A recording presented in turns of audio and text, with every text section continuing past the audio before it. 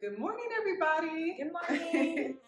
Selina and Yury here for our first episode of Té y Café, presented by Ethnic Perspective.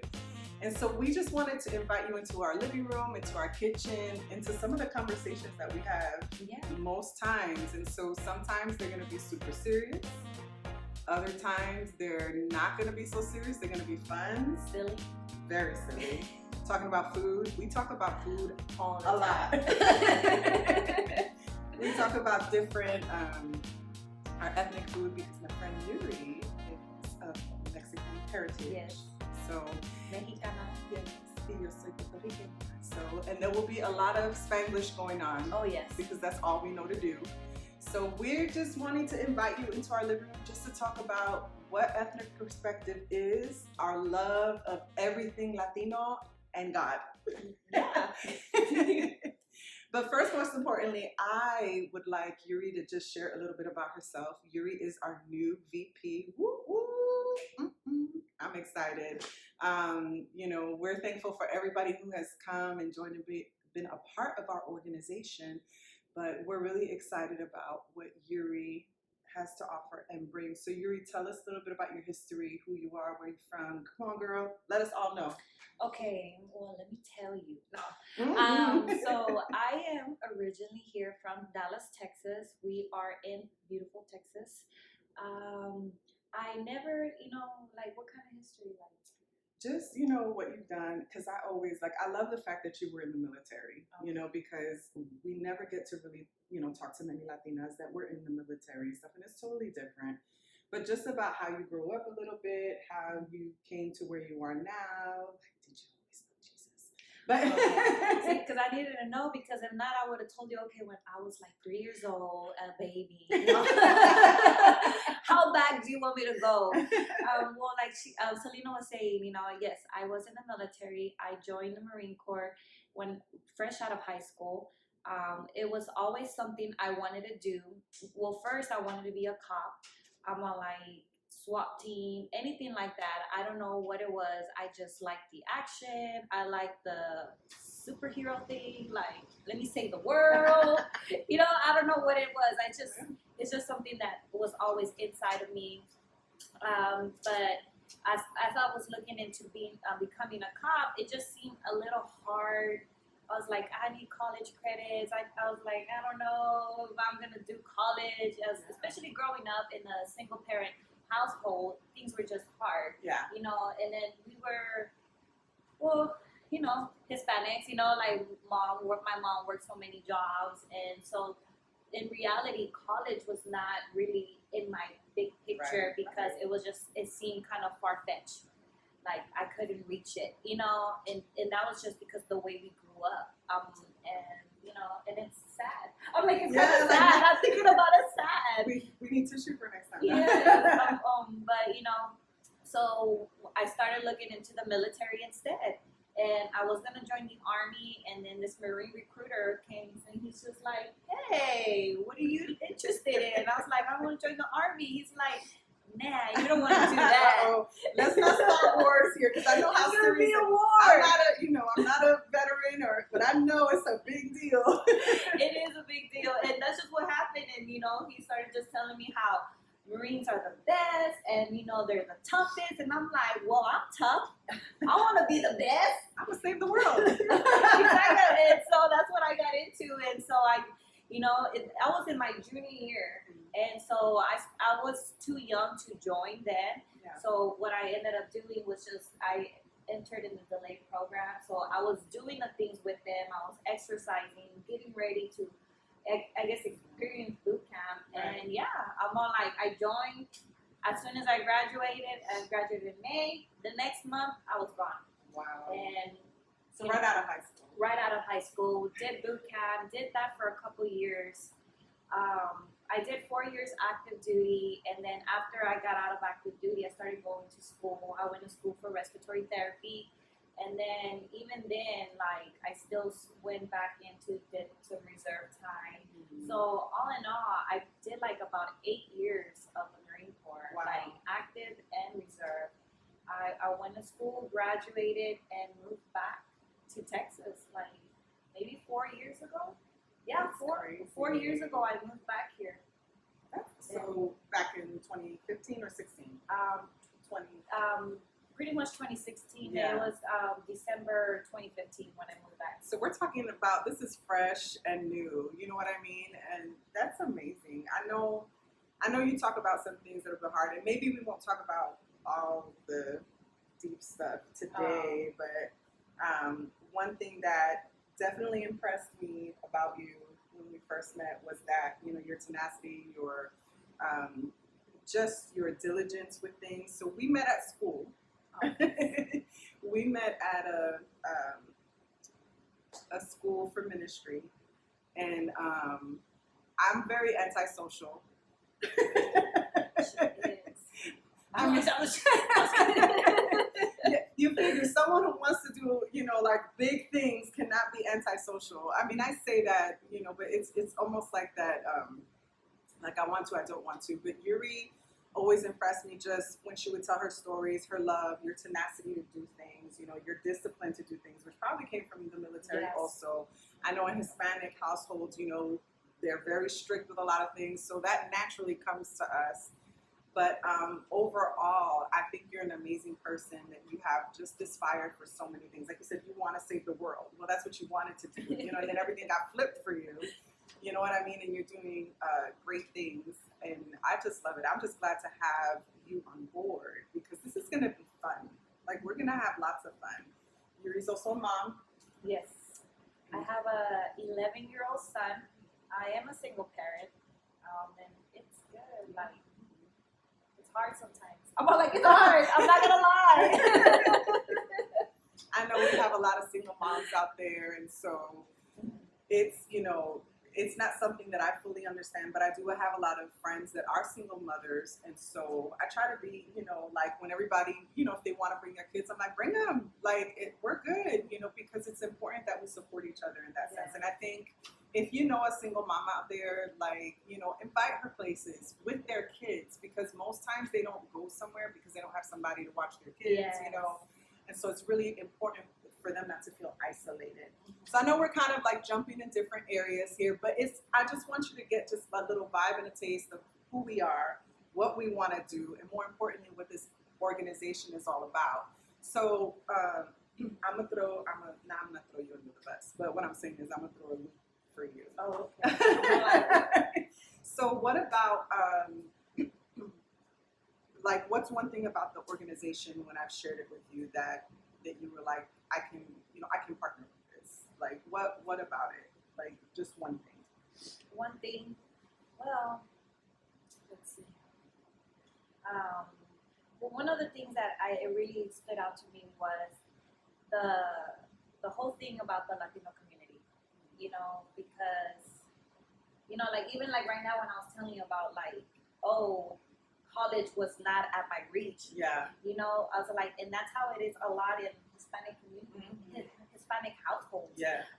Just because of whatever the case is, whether, you know, parents are busting their butts. You know, my mom and my dad, they came here when they were young. Right. You know, from Mexico because they wanted a better life. And my mom, like, even when she divorced my dad, she worked 2 jobs, like night and day, just to give us, like, so we could live. Almost we could have food and water and you know, bills paid, and that's what it is a lot in a lot of Hispanic homes. Like, you know, we don't realize the sacrifices our parents do, you know, or the parents do for their kids because they want a better life. And a lot of things are not at our reach. Yes. You know, we think college is not for us. We think, you know, like careers. So we kind of like settle down. So it's just that hard to bring knowledge into that, you know, like into young women, into even young men, that, hey, that you can do more. There's you don't have to settle. Like, I'm not saying that I settled with the Marine Corps, but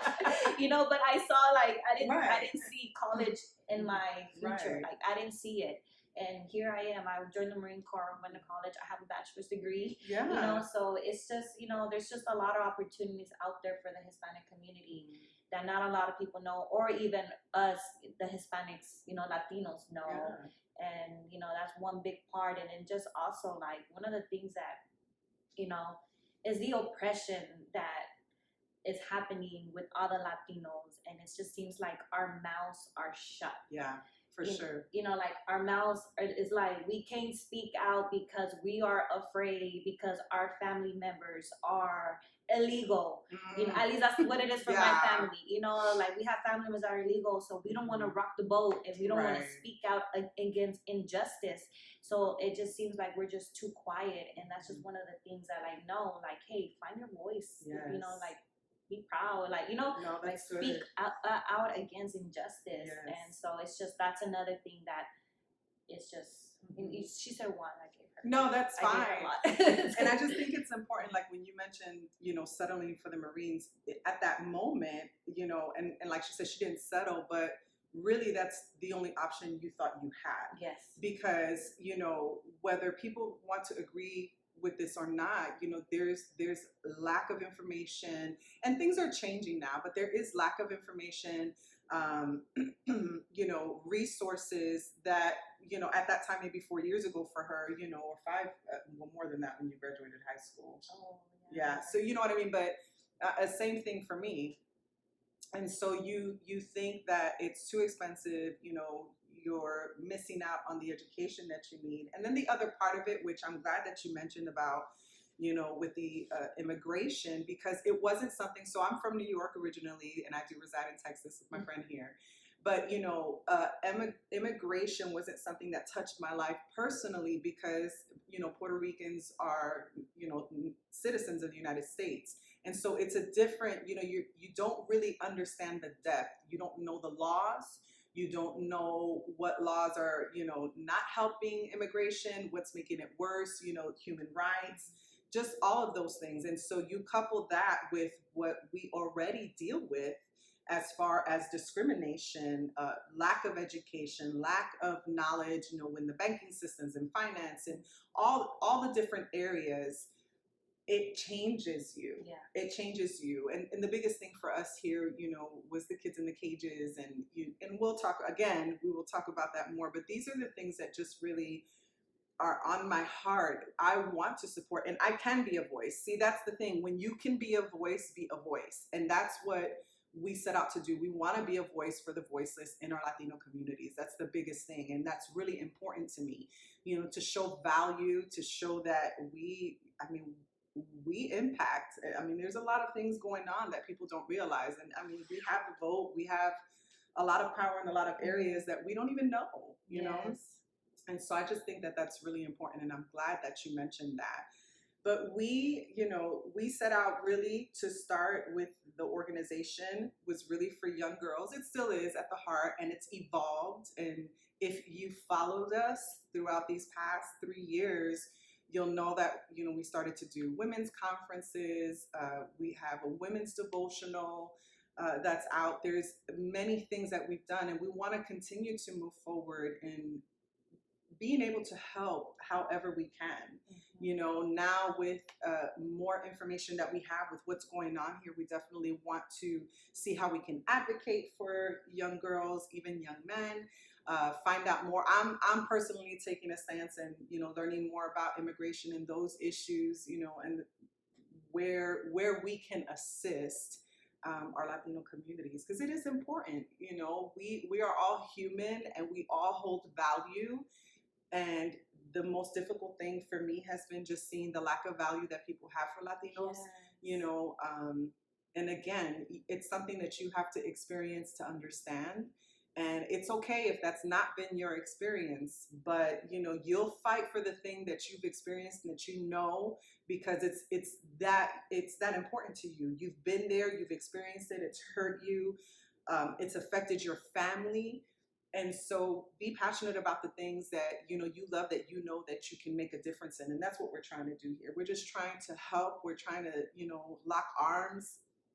That's my biggest thing. I want to see more Latinas in business, which we're finding them. I mean, it's amazing. You know, the past 3 years, there's just been this evolution, and it's not that it hasn't happened. It's just been so minimally spread, right? Like, I didn't know, you know, all these CEOs, these lawyers, these, you know, famous women, because it's not publicized. You know, you hear about everyone else, but you don't hear about our Latina women. So I'm just glad to be partnering with them, and we're hoping to have great conversations with these women. So each week in January on Té y Café, it'll be Yury and I. Like I said, we'll be talking about a lot of things, some fun things too, and then we'll have some special guests.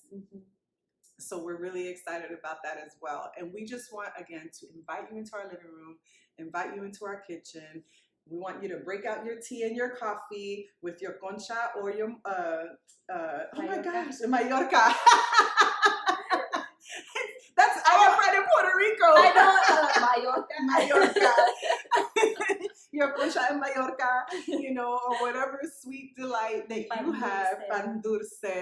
You know what? I don't think I've ever had pan dulce. No, for real. I'm all like, qué horror, no. What kind of friend am I to you that I've never introduced you to pan dulce? But you've made me tamales and all that. We're good. We're good. That's hilarious. Also, so that you know, one of the reasons why we called it Té y Café is because your girl here does not like coffee, which is like sacrilege in the Latino community, right? So don't revoke my Latina card. Because my friend really loves. I love coffee. Yeah. I'm all like, I like té, café, con leche. I'm a café con leche. Oh my gosh, like she's talking, I'm like, I'm all like, I came from a household where it's like, it's 10 o'clock and you're like, here's a cafecito. I know, yeah.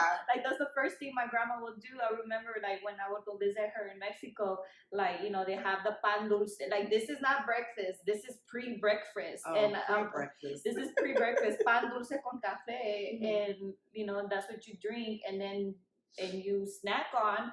And then grandma's in the kitchen making breakfast. And I'm my God. and there's pan y café in between meals. Like it's just always there. Finish eating dinner, ¿quieres un cafecito? Yes. Con pan dulce. Yes. O unas galletas María. Yes. It's just there. So that was typical in, I grew up with my grandparents, and it was always the bread with the coffee. They would dip the bread in the coffee, and then our bread was pan de manteca. So it was like, the way it was made was really different. It was really good bread. I loved it with butter. But I just always remember that. I'm kind of thankful that they didn't put me on to coffee, because I don't know if I would have lasted. I don't know. I haven't had coffee this morning. Like I haven't really had anything this morning. So I probably this would have not been like, bubbly and happy, like getting my coffee. So I don't know. I just think it's funny. Just traditions. That's very traditional what she's saying. And I remember that. Like that's crazy. I don't know. I'm just thankful I don't like coffee. Like I said, don't revoke my Latina card. Guys, thank you so much for watching.